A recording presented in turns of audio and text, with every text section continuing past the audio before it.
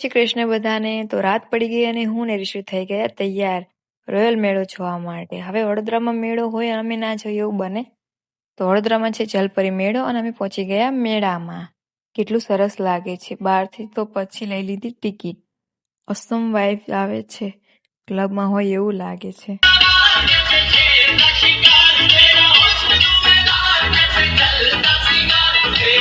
તો પહોંચી ગયા મચ્છી ઘરમાં, જ્યાં બધી મચ્છી કેદ હતી, પણ સરસ લાગતું હતું. હા, જાણે પાણીમાં ઉતર્યા હોય એવું લાગતું હતું. એના માટે આવ્યા છે ત્યાં પહોંચી ગયા જલપરી જોવા માટે. કેટલી સરસ લાગે.